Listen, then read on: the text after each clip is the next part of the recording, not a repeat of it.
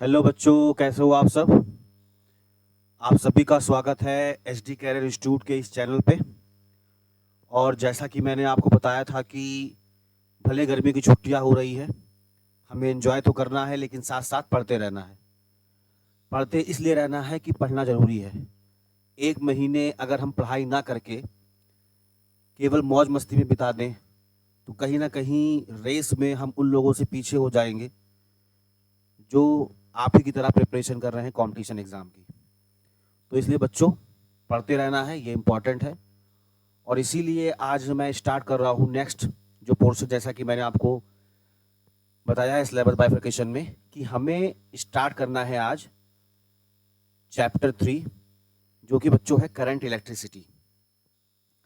अब current electricity में सबसे पहले जो आपको यहाँ पे दिख रहा होगा, वो मुझे आपको बताना है इसका इंट्रोडक्शन, कि एक्चुअली करंट इलेक्ट्रिसिटी है क्या। देखिए बच्चों, अभी तक जो हमने 2 चैप्टर पढ़े, चैप्टर 1 जो हमने पढ़ा वो था इलेक्ट्रिक चार्ज एंड फील्ड्स, या अगर हम देखें चैप्टर 2 जो कि इलेक्ट्रिक पोटेंशियल एंड कैपेसिटेंस था। दोनों ही जगह पर अगर आप ध्यान दो तो शुरुआत कहां से हुई थी। मैंने कहा था कि हम बच्चों पढ़ने वाले हैं इलेक्ट्रोस्टैटिक्स। जब मैंने चैप्टर स्टार्ट किया था तभी मैंने कहा था कि बच्चों हम पढ़ने वाले हैं electrostatics. And what is electrostatics? Study of electric charges at rest. ये मैंने आपको बताया था, ठीक है। यानी चार्जेस की स्टडी जो हमने रेस्ट पर देखी है ना, चार्जेस जो हैं इलेक्ट्रिक चार्जेस, उनकी स्टडी जो रेस्ट में हमने की वो बेटा इलेक्ट्रोस्टैटिक्स था। व्हाट इफ, क्या हो कि अगर ये जो चार्ज है, ये चार्ज बच्चों मूव करने लगे। तो जब बच्चों चार्ज मूव करेगा तो अब इसकी जो स्टडी है वो आ जाएगी करंट इलेक्ट्रिसिटी में। कहाँ जाएगी बच्चों ये? तो ये आ जाएगी बच्चों करंट इलेक्ट्रिसिटी में, ठीक है। तो आज हमारा जो पोर्शन है कंप्लीटली वो किसके बारे में है? ये कंप्लीटली है charge in motion. Charge in motion. तो ऐसा तो नहीं है बच्चों कि आप पहली बार चार्ज इन मोशन को सुन रहे हो। अभी आप क्लास 12th में हो। अर्लियर इन क्लास 10th जब चार्ज मोशन में आया था तो हमने कहा था कि वो बनाता है, फॉर्म करता है क्या? Electric current. क्या बनाता है? Electric current. तो आज बच्चों हमें वहीं से स्टार्ट करना है। तो अगर आपसे बेसिकली यहां पर पूछ लिया जाए कि व्हाट इलेक्ट्रोस्टैटिक्स, इलेक्ट्रोस्टैटिक्स क्या है ना, तो आप बहुत ही इजी वे में कह सकते हो कि हम यहाँ पे स्टडी करने वाले हैं इलेक्ट्रिक चार्ज का, जो कि मोशन में है, मूव कर रहा है। ठीक है बच्चों, अब देखते हैं जरा हम इलेक्ट्रिक करंट के बारे में। What is electric current? तो आप जानते हो electric current I equals to Q by T. What is Q? Q is charge flowing. Q is charge flowing. And what is T? Time. तो बहुत ही बेसिक वर्ड्स में जब इलेक्ट्रिक करंट की डेफिनेशन दी जाती है तो कहा जाता है rate of charge flowing. Rate of charge flowing, या इसी को आप क्या कहते हो? आप charge flowing per unit time, ठीक है। Charge flowing per unit time. तो यूनिट टाइम में किसी पर्टिकुलर वायर से, ये वायर है, ठीक है, अब इस वायर में हमने एक छोटा सा हमने एक एरिया ऑफ क्रॉस सेक्शन ले लिया बेटा। ये जो छोटा सा आपको दिख रहा है ये area of cross section A. अब इस एरिया ऑफ क्रॉस सेक्शन से नॉर्मली जो चार्ज फ्लो होते हैं इन पर यूनिट टाइम, उन्हें बच्चों हम कहते हैं electric current, which is I equals to Q by T, और जिसे बच्चों आप क्लास 10th में पढ़ चुके हो।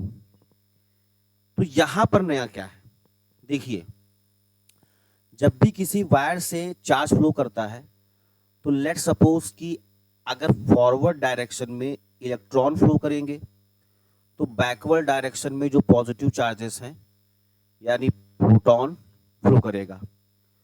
तो ऑन एवरेज यहां पर हम बात करेंगे तो दो तरह की करंट हमारे पास आ जाएगी। अभी तक जो हमने पढ़ा क्लास 10 तक बेटा वो केवल इलेक्ट्रिक करंट था, which is I equals to Q by T. लेकिन अब कहानी थोड़ी सी बदल जाएगी, और वो कहानी कैसे बदलेगी कि अब हमारे पास जो करंट होगा बच्चों, वो करंट हमारा दो तरीके से हो जाएगा।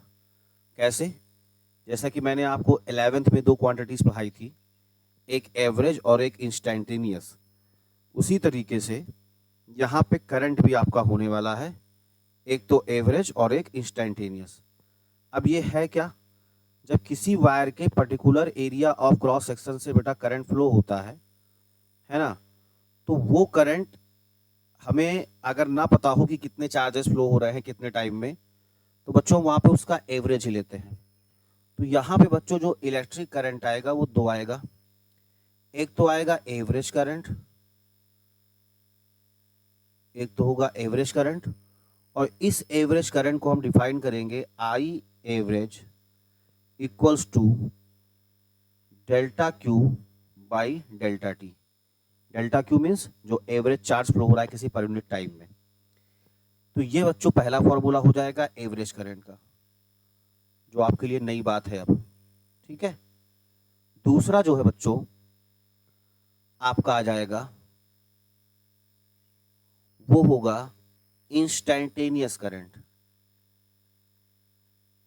इंस्टैन्टेनियस करंट, और बच्चों ये इंस्टैन्टेनियस करंट जो होगा ये हो जाएगा I equals to D Q by D T.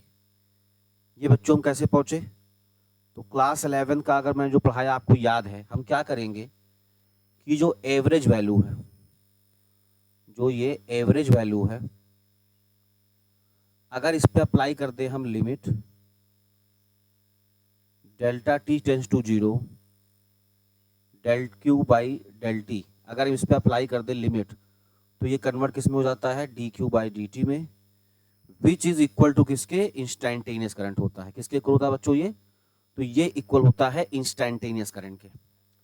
अब यहां पर इंपॉर्टेंट बात ही यही है कि जो इंस्टैन्टेनियस करंट है, तो आपको इसे क्या रीड करोगे, ये D Q by D T, ये इंपॉर्टेंट है। देखिए मैथ्स की लैंग्वेज में डी बाई डी टी का मतलब होता है differentiation. D by D T का मतलब differentiation with respect to time T, और यहाँ पे क्यू क्या है, क्यू है चार्ज। तो दो बातें आप बोल सकते हो, पहला तो कि differentiation of charge flowing with respect to time, या आपको पता है कि D Q by D T कैसे होता है, जैसे आप लिखते हो D Y by D X. तो ये क्या है बच्चों, ये है change in Y with respect to X. तो यहां पे D Q by D T क्या है, ये क्या है, rate of change of charge flowing with respect to time. किसके रिस्पेक्ट बच्चों, ये बच्चों टाइम के रिस्पेक्ट में है, ठीक है ना। तो आपको ये चीज पता होनी चाहिए कि ये विद रिस्पेक्ट टू किसके है, तो ये विद रिस्पेक्ट टू टाइम है। अब ये इसका मतलब क्या है, एक बात समझिए, आपको अगर चार्ज का कोई इक्वेशन दे दिया गया Q which is function of time है। अब फंक्शन ऑफ टाइम का मतलब जो इक्वेशन होगा वो टाइम में होगा। तो अगर हम उस Q को डिफरेंशिएट कर दें, dQ/dt कर दें, तो हमें क्या मिल जाएगा? करंट I मिल जाएगा। ठीक है बच्चों, इंपॉर्टेंट चीज क्या है? फिर हमको क्या मिल जाएगा? हमको करंट I मिल जाएगा, है ना। तो आपको यहां पे ध्यान रखना है कि इंस्टेंटेनियस करंट के लिए I इक्वल्स टू dQ/dt होगा। ठीक है ना। अगर हम इसकी यूनिट वगैरह की बात कर लें कि इसका यूनिट क्या होगा, है ना। अगर हम बात कर रहे हैं इसके यूनिट की, तो इसका यूनिट क्या होगा बच्चों, देख लेते हैं। तो देखिए, दो चीजें हैं। देखिए, यूनिट जो हो जाएगा बच्चों, आपको जब मैं कह रहा हूं इसका यूनिट लिखना है, तो आप इसको सिंपली पहले फॉर्मूला लिख दीजिए, I इक्वल्स टू Q/T, या जिसे आपने इंस्टेंटेनियस में dQ/dt लिखा है। देखिए बच्चों, जो चार्ज है, इस चार्ज को यूनिट तो हो जाता है कूलाम, जो टाइम है इसका हो जाता है सेकंड। तो कूलाम पर सेकंड तो इसका हो जाता है यूनिट, लेकिन यही कूलाम पर सेकंड इक्वल हो जाता है एम्पियर के। तो आप लिख सकते हो कि जो SI यूनिट होगा चार्ज का, वो क्या हो जाएगा? वो हो जाएगा एम्पियर। ये बच्चों साइंटिस्ट के नेम पे है, क्या हो जाएगा? एम्पियर। और यहां पर जो 1 एम्पियर होगा, जिसे एम्पियर को शॉर्ट फॉर्म में ए लिख देंगे, ये इक्वल होगा 1 कूलाम पर 1 सेकेंड के। ठीक है, यानी किसी particular area of cross section में 1 कूलाम का चार्ज अगर फ्लो हो रहा है 1 सेकेंड में, तो हम कहेंगे वहां पे करंट कितना है बच्चों? वहां पे करंट है 1 एम्पियर। दूसरी चीज आपको ध्यान रखनी है कि जब भी ये इक्वेशन आप यूज करोगे, तो आपको पता है कि जो चार्ज होता है Q, ये फॉलो करता है क्वांटाइजेशन के रूल को। तो क्वांटाइजेशन में आपको Q का फॉर्मूला भी याद होना चाहिए, which is Q equals to NE। अब यहाँ पे N क्या है? Number of charge particle. N क्या है? नंबर ऑफ चार्ज पार्टिकल है। और आपको पता है E आपका जो है वो बेसिक चार्ज है। E क्या है बच्चों? ये बेसिक चार्ज है, और इस बेसिक चार्ज की वैल्यू होती है 1.6 10⁻⁻19 कूलम। ठीक है, तो दो बातें आपको ध्यान रखनी है। और यहाँ पर जो मैंने आपको अर्लियर बताया, देखिए ध्यान से कि I इक्वल टू dQ/dt, यानी Q इक्वल टू, अगर फंक्शन ऑफ टाइम हो, चार्ज जो है फंक्शन ऑफ टाइम हो, तो I इक्वल टू dQ/dt करने पर आपको इलेक्ट्रिक करंट मिल जाता है। अब इस पे बेस अगर हम तुरंत एक क्वेश्चन देख लें तो काफी कुछ क्लियर हो जाएगा। देखिए, तुरंत मैं आपके लिए क्वेश्चन भी ले आया हूं, है ना। जो चीजें हम पढ़ते जाएंगे उनका क्वेश्चन भी करते रह जाएंगे, तो करते रहेंगे, साथ साथ दोनों चीजें होती रहेंगी हमारे लिए, हमें कोई चीज डिले नहीं करना है। तो देखिए, इस क्वेश्चन को ध्यान से पढ़ेंगे सभी लोग, और इस क्वेश्चन को जब आप ध्यान से पढ़ोगे तो देखोगे कि यहाँ पर क्या लिखा हुआ है। ध्यान से देखिए बच्चों। देखिए, पहली चीज तो आपको दिया हुआ है चार्ज, किससे? Through a cross section of a conductor. वही जो मैं एरिया ऑफ क्रॉस सेक्शन कह रहा था। तो charge through a area of cross section of a conductor, ये आपको गिवन है Q equals to 2t² + 5t। अब देखिए, Q का इक्वेशन है 2t² + 5t, यानी Q किस पर डिपेंड कर रहा है? टाइम पे। यानी Q क्या है? फंक्शन ऑफ टाइम है। आपको फाइंड क्या करना है? आपको फाइंड करना है करंट। तो चलिए क्वेश्चन को देखते हैं ध्यान से।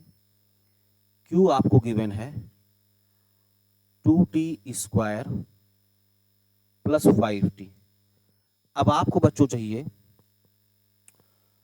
करंट फाइंड करना है, और इंपॉर्टेंट चीज है कि करंट जो आपको फाइंड करना है, ये फाइंड करना है at a instant which is t equal to 2 second पे फाइंड करना है। तो देखिए, आपको जब करंट चाहिए तो करंट सिंपली क्या हो जाएगा? I equals to dQ/dt। तो I equals to d/dt, Q की वैल्यू पुट कर दीजिए, विच इज 2t² + 5t।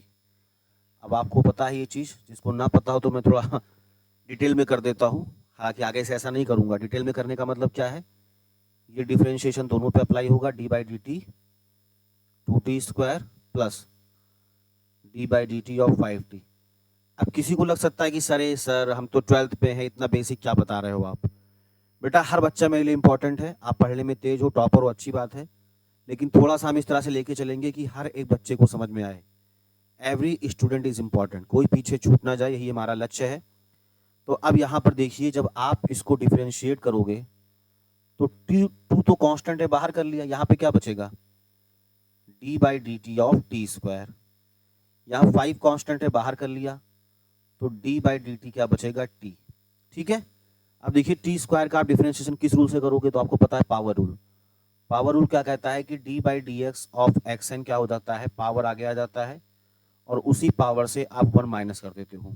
तो सेम रूल आप यहाँ पे अप्लाई कर दोगे, तो क्या हो जाएगा, ध्यान दीजिएगा बच्चों, i इक्वल्स टू 2, t² को में हमने 2 आगे कर लिया, t, और यहाँ पे 2 माइनस 1 यानी खाली 1 बचा, प्लस 5। देखिए t का डिफरेंशिएशन क्या होगा भाई, t का पावर है 1, 1 आगे आया, ऊपर आपने किया 1 माइनस 1, तो t पावर 0, t पावर 0 की वैल्यू क्या होती है 1, तो डिफरेंशिएशन क्या हो गया, 1 हो गया इसका।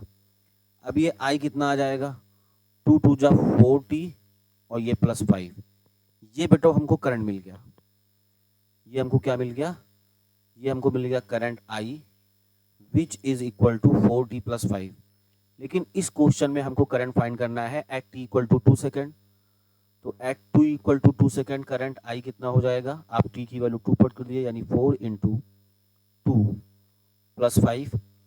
सो I कितना हो जाएगा, 4 2 जा 8 plus 5, that is I equals to 13 ampere. I कितना हो जाएगा बच्चों, 13 एम्पियर हो जाएगा।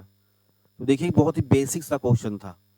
क्लास 10th में हम होते तो करंट सीधे I equals to Q by T लिखते, और जहां पर Q की जो वैल्यू है वो आपको सिंपली गिवन रहती है। जैसे Q आपको चार्ज 20 कूलम दिया होता, टाइम 5 सेकंड दिया होता, तो सिंपली आप कर लेते। लेकिन अब यहाँ पर चीज़ें थोड़ी चेंज है, तो फंक्शन के टाइम में इसको आपको करना है। आई बात समझ में? चलिए आगे देखते हैं। तो बच्चों ये बहुत ही इंपॉर्टेंट कॉन्सेप्ट था, ठीक है ना। एक कॉन्सेप्ट हमको और देखना है, वो कॉन्सेप्ट रिलेटेड है बच्चों कि जैसे वायर में जब चार्ज फ्लो करता है तो कैसे फ्लो करता है, कि देखते हैं हम। चलिए कंप्यूटर जी एक नया स्लाइड दीजिए, और ये एक नया स्लाइड आ गया, देखते हैं। देखिए होता क्या है, ये इंपॉर्टेंट कॉन्सेप्ट है। जैसे आप सोच सकते हैं, ऐसा नहीं है कि फिजिक्स बहुत टफ चीज है, फिजिक्स को थोड़ा सा इमेजिन करेंगे और रिलेट करेंगे तो बहुत ही इंटरेस्टिंग सब्जेक्ट, सबसे मजेदार सब्जेक्ट है। हम अपने मन में बना लेते हैं कि बहुत टफ है तो टफ लगने लगता है, तो ऐसा सोचना ही नहीं है। देखिए क्या होता है, मान लीजिए कोई डिस्चार्ज ट्यूब है,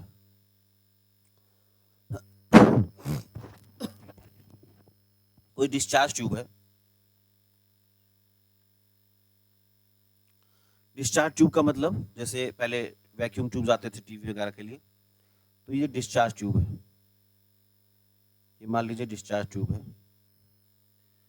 ठीक है। डायग्राम थोड़ा अच्छा नहीं बना होगा लेकिन मैनेज कर लीजिए। ये डिस्चार्ज ट्यूब है, और इस डिस्चार्ज ट्यूब में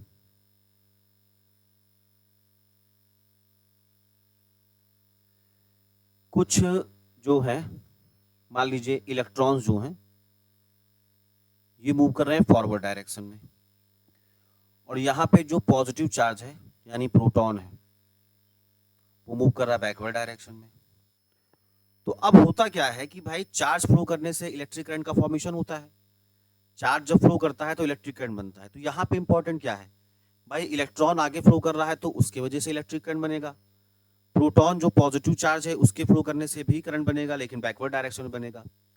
तो अगर आपसे पूछा जाए नेट करंट क्या होगा, तो लेट सपोज कि इलेक्ट्रॉन की वजह से जो चार्जेस हैं वो हो ले लिए हमने I1, और प्रोटॉन की वजह से जो चार्जेस है वो हमने ले लिए I2। तो नेट करंट क्या हो जाएगा बच्चों, नेट करंट जो हम लिखेंगे आई नेट, ये हो जाएगा I1 प्लस I2। ठीक है। किसी के दिमाग में ये आ रहा हो कि सर हम माइनस करेंगे, तो बच्चों माइनस नहीं करेंगे, ठीक है। करंट का यहाँ पे वेक्टर कॉन्सेप्ट नहीं होगा, स्केलर कॉन्सेप्ट होगा, और स्केलर में केवल ये मैग्नीट्यूड ऐड होंगे। कोई इसमें माइनस नहीं करना है कि आप वेक्टर समझ के इसको माइनस कर दो। आई बात समझ में? भले यहाँ पे इलेक्ट्रॉन यानी नेगेटिव आयंस आगे फ्लो करें, प्रोटॉन यानी पॉजिटिव चार्ज पीछे फ्लो करें, तो अगर इसके वजह से करंट बनता है I1 और यहाँ पर इसके वजह से बनता है I2, तो आप इन्हें जो नेट करंट लिखोगे I equals to I1 plus I2 लिखोगे, ठीक है। और I की वैल्यू आपको कैसे मिलेगी, Q/T से मिलेगी। Q/T नहीं दिया होगा तो आपको NE/T से दी होगी, ठीक है। इस तरीके से आप इसको कर सकते हैं। दूसरा इसमें इंपॉर्टेंट कॉन्सेप्ट यही है कि अब इस पे बेस्ड हम क्वेश्चन देख लें, है ना बच्चों। जैसे जैसे पढ़ते जाएंगे क्वेश्चन देखते जाएंगे, चीज़ें आसान होती जाएंगी, क्योंकि फिजिक्स का मतलब भी है न्यूमेरिकल्स। देखिए ये क्वेश्चन पढ़िए, और इस क्वेश्चन में थोड़ी सी मिस्टेक है। यहाँ पे कह रहा है 10⁶। ये बच्चों एक्चुअली 106 नहीं है, ये बच्चों है 10⁶। ये है 10⁶ पॉजिट्रॉन। पॉजिट्रॉन का मतलब होता है positive charge are flowing normally through an area. एक एरिया से नॉर्मली फ्लो कर रहे हैं, और कैसे फ्लो कर रहे हैं, फॉरवर्ड डायरेक्शन में। कैसे फ्लो कर रहे हैं, तो ये फ्लो कर रहे हैं बच्चों फॉरवर्ड डायरेक्शन में, ठीक है ना। ये फ्लो कर रहे हैं फॉरवर्ड डायरेक्शन में। जरा रुकिए, लाइट ऑन करना पड़ेगा मुझे।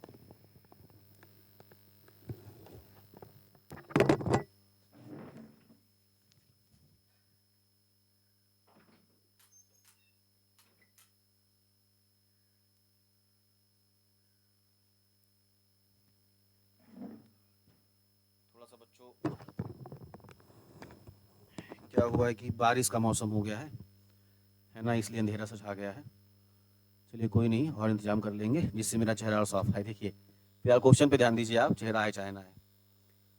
देखिए 10⁶ पॉजिट्रॉन यानी कि पॉजिटिव चार्जेस किसी एरिया से, ये मान लीजिए ऐसे एरिया है, और नॉर्मली का मतलब ये ऐसे जा रहे हैं, ठीक है। कहाँ जा रहे हैं, फॉरवर्ड डायरेक्शन में। ये पॉजिट्रॉन जा रहा है मतलब पॉजिटिव चार्ज जा रहा है, और सेम अमाउंट में यानी 10⁶ ही जो इलेक्ट्रॉन्स हैं वो इससे जा रहे हैं बैकवर्ड डायरेक्शन में। यहाँ पे 10 ms का मतलब क्या है, ये 10 मिली सेकेंड है। तो टाइम बच्चों एक्चुअली दिया हुआ है 10 मिली सेकेंड। टाइम कितना दिया हुआ है, 10 मिली सेकेंड, है ना। ms का मतलब ये है। आपको करंट फाइंड करना है I। तो देखिए बच्चों, अभी मैंने आपको कॉन्सेप्ट पढ़ाया, उस पर बेस क्वेश्चन आ गया। 10⁶ पॉजिट्रॉन का मतलब क्या है बच्चों, ये आपको नंबर ऑफ चार्जेस दिए हुए हैं, ठीक है। तो 10⁶ पॉजिट्रॉन जा रहा है आगे, है ना, फॉरवर्ड, और उतने ही यानी 10⁶ इलेक्ट्रॉन कहां जा रहा है बच्चों, ये जा रहा है बैकवर्ड, ठीक है ना। तो अब आपको जब नेट फाइंड करना है करंट I, तो बताइए क्या हो जाएगा भाई। देखिए फॉरवर्ड जो करंट बनेगा इसके वजह से, वो करंट मान लीजिए I1 है, और इसके वजह से जो बनेगा ये मान लीजिए I2 है। तो नेट करंट जो I होगा वो क्या हो जाएगा, I1 प्लस I2। अब ये कितना हो जाएगा, देखिए चार्ज तो हमको दिए नहीं है, तो ये हो जाएगा QE/T, और ये QE/T। क्यों, क्योंकि charge N equals to QE, मतलब Q इक्वल्स टू NE से क्वांटाइजेशन से जब करेंगे। तो देखो बच्चों, यहाँ पे सबसे बात ये क्या है कि जब आप I लिखते हो तो Q इक्वल्स टू NE, आप चाहो तो साइड में निकाल सकते हो। तो N कितना है, 10⁶, और इसको मल्टीप्लाई किससे करोगे, 1.6 इंटू 10⁻⁻19 से। तो ये बच्चों आ जाएगा कुछ 1.6 इंटू -19 और 6 मतलब 10⁻⁻13, है ना। अब इसको डिवाइड किससे करना है, मिली सेकेंड से, तो हमको पहला मिल जाएगा। तो यहाँ पर ये हो गया 1.6 10⁻⁻13, और टाइम आपको बच्चों दिया है 10 मिली सेकेंड। तो आप क्या करोगे, इसको 10 इंटू मिली सेकेंड का मतलब मल्टीप्लाई किससे कर दोगे, 10⁻⁻3 से, प्लस सेम चीज़ यहाँ पे हो जाएगा, है ना। तो यहाँ पे मेरा इमेज आएगा, ध्यान दीजिएगा आप। तो ये आप जब करोगे तो यहाँ पर आपका आई कितना हो जाएगा, देखिए ये आई 1.6 इंटू कितना, देखिए 10⁻⁻13, तो ये 1.6 इंटू 10⁻⁻13 और डिवाइडेड बाई 10 इंटू 10⁻⁻3। भाई सेम वैल्यू इलेक्ट्रॉन्स के लिए भी आएगी, सेम वैल्यू बिल्कुल, ठीक है। तो ये हो जाएगा 1.6 10⁻⁻13 डिवाइडेड बाई 10 इंटू 10⁻⁻3।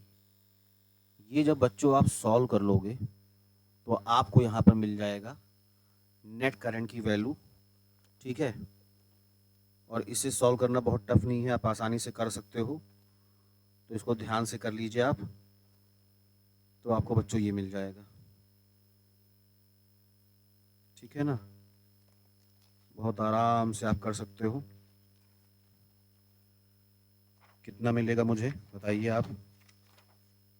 चलिए आप तो बता नहीं सकते हैं क्योंकि लाइव तो है नहीं है क्लास, लेकिन फिर भी आपको सॉल्व तो करना ही है। तो ये बच्चों हो क्या जाएगा, इसको जब आप सॉल्व करोगे तो ये सॉल्व करने पे जो वैल्यू आएगी ये कुछ 0.66 एम्पियर आएगी।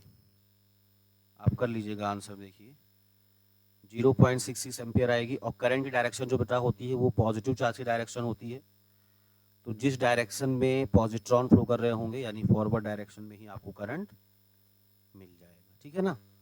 इसको आप आसानी से सॉल्व कर सकते हो, ठीक है ना, आसानी से कर सकते हो, कोई दिक्कत की बात नहीं है। तो ये एक कॉन्सेप्ट हो गया।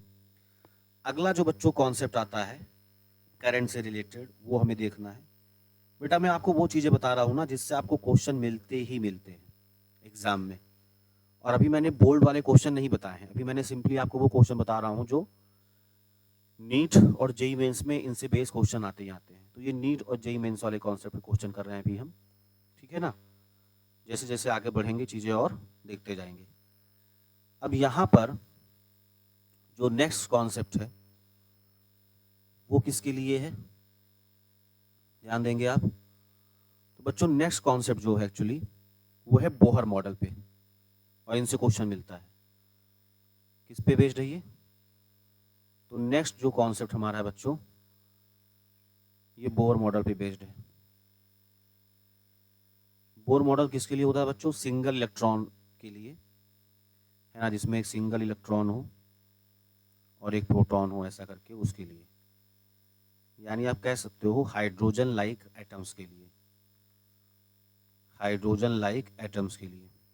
तो इसमें क्या है, ये मान लीजिए इसका न्यूक्लियस है पॉजिटिव चार्ज और इसके चारों तरफ ऐसे सर्कुलर ऑर्बिट में, हालांकि सर्किल नहीं बना है, चलिए कोशिश करते हैं सर्कल बनाने की, है ना। हटाओ इसको, देखिए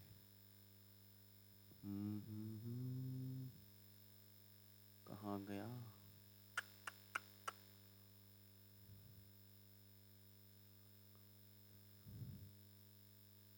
देखिए देखिए देखिए,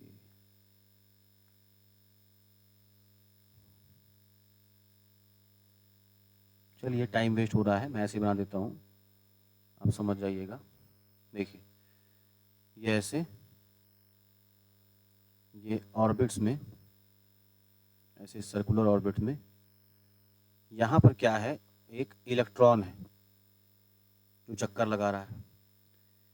ये न्यूक्लियस से इसका रेडियस आर आपको गिवन है, ध्यान दीजिए रेडियस आर गिवन है। तो इलेक्ट्रॉन के मूव करने से क्या बनता है, इलेक्ट्रिक करंट बनता है, बिल्कुल सर। तो यहाँ भी तो इलेक्ट्रिक करंट बनेगा कि नहीं बनेगा, बिल्कुल बनेगा। तो इलेक्ट्रिक करंट सिंपली कितना हो जाएगा, तो आपको पता है इलेक्ट्रिक करंट आई जो होता है ये हो जाएगा बच्चों Q/T। लेकिन अब एक जनरल मिस्टेक जो हम करते हैं वो नहीं करनी है। क्या नहीं करनी है, ये टी स्मॉल ना लिख के बच्चों हम कैपिटल टी लिखेंगे। क्या लिखेंगे, कैपिटल टी लिखेंगे। सर ये स्मॉल और कैपिटल से क्या फर्क पड़ जाएगा, चलिए बात करते हैं इस पे। देखिए जो इस तरह का सिस्टम है ये एक पीरियोडिक मोशन है। पीरियोडिक मोशन मतलब एक ऐसे मोशन जो खुद को रिपीट करते हो। तो यहाँ पे जब इलेक्ट्रॉन यहाँ से चलना शुरू करेगा तो सर्कुलर पाथ में घूमते हुए ऐसे वापस इसी पाथ पे पहुंचेगा, फिर आगे जाएगा, मोशन करेगा। तो पीरियोडिक मोशन का मतलब जो अपने आप मोशन को रिपीट करे, पहली चीज। और पीरियोडिक मोशन में जहां से चला वहां पर आके पहुंचने में बनता है एक चक्कर, एक रिवॉल्यूशन। तो एक रिवॉल्यूशन में जो टाइम लगता है बच्चों उसे हम बोलते हैं टाइम पीरियड, ना कि टाइम टेकन। और टाइम पीरियड को बच्चों हमेशा डिनोट करते हैं कैपिटल टी से, तो इसीलिए यहाँ पे कैपिटल टी यूज करेंगे। तो यहाँ पे एक बेसिकली तो आई का फॉर्मूला हो जाएगा क्यू बाई टी, ठीक है। लेकिन अब इस टी की वैल्यू भी इंपॉर्टेंट है। तो टी कितना हो जाएगा, टाइम पीरियड टी की वैल्यू क्या हो जाएगी। देखिए आपको बहुत ही सिंपल पता है कि जो टाइम होता है वो होता है डिस्टेंस अपॉन स्पीड। टाइम होता है डिस्टेंस अपॉन स्पीड। तो एक चक्कर लगाने में कितना डिस्टेंस लगाएगा, जो सरकमफ्रेंस होगा, यानी 2 पाई आर। और लेट सपोज इसकी स्पीड है v, तो कितना हो जाएगा ये 2 पाई आर बी। तो करंट का एक फॉर्मूला और क्या बन जाएगा, देखिए ये q, t की वैल्यू आपने पुट कर दी 2 पाई आर, और ये v ऊपर मल्टीप्लाई हो जाएगा, तो i हो जाएगा qv अपॉन 2 पाई आर। कितना हो जाएगा i, qv upon 2 pi R. ये हो जाएगा बच्चों करंट का दूसरा फॉर्मूला। ये हो जाएगा बच्चों करंट का दूसरा फॉर्मूला।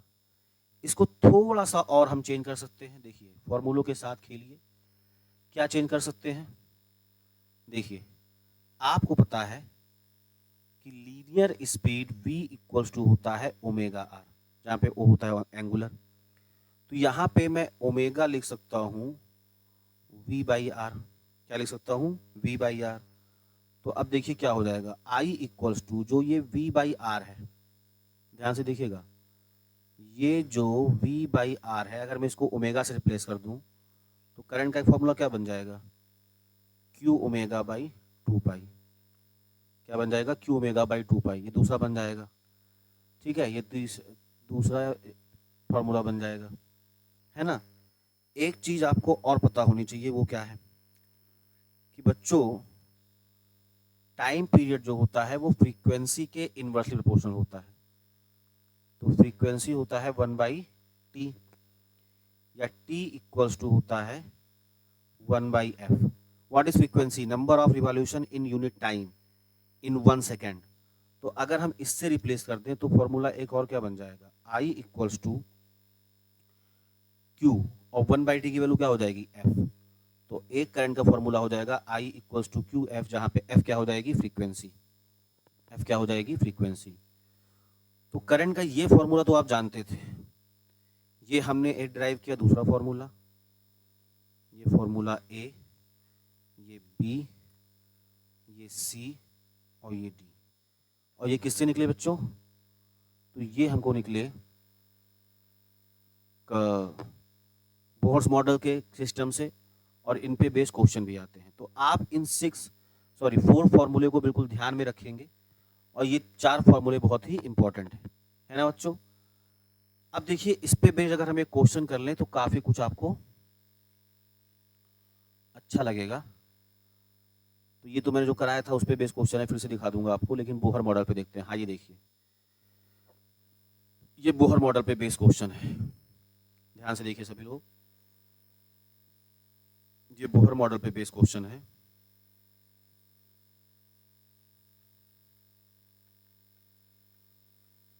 देखिए कह रहा है in Bohr model of hydrogen atom the electron is assume to rotate in a circular orbit of radius. तो सर्कुलर ऑर्बिट का आपको रेडियस गिवन है, वो कितना गिवन है, r इक्वल्स टू, कुछ टेक्निकल प्रॉब्लम आ रही है, सर्कुलर ऑर्बिट का जो रेडियस गिवन है,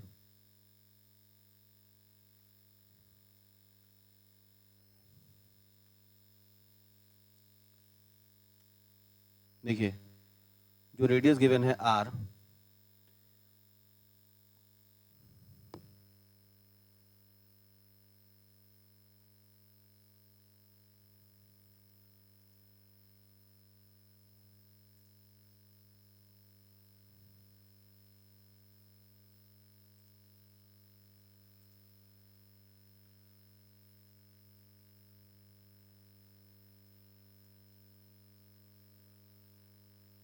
जी कुछ बच्चों थोड़ा सा दिक्कत हो रहा है, बहुत दिन के बाद ऑनलाइन क्लास ले रहा हूँ तो ये कंप्यूटर वगैरह थोड़ा सा, चलिए कोशिश करते हैं फिर से। यहाँ पे जो सर्कुलर ऑर्बिट का रेडियस गिवन है आर। चलिए बच्चों फिलहाल के लिए मैं क्लास यहाँ पे स्टॉप करता हूँ और इसके आगे से सेकंड पार्ट में आपको दूंगा जहाँ पे बोहर मॉडल पे हम क्वेश्चन लगाएंगे। तो इस लेक्चर में इतना ही, इसे ध्यान से देखिएगा। थोड़ा सा प्रॉब्लम आ रहा है, उसको मैं भी सॉर्ट आउट करके दूसरे लेक्चर में यहाँ से कंटिन्यू करूँगा। ओके स्टूडेंट, तो पढ़ते रहिए, बढ़ते रहिए, रुकना नहीं है बिल्कुल भी, है ना, अच्छे से। Okay student, thank you.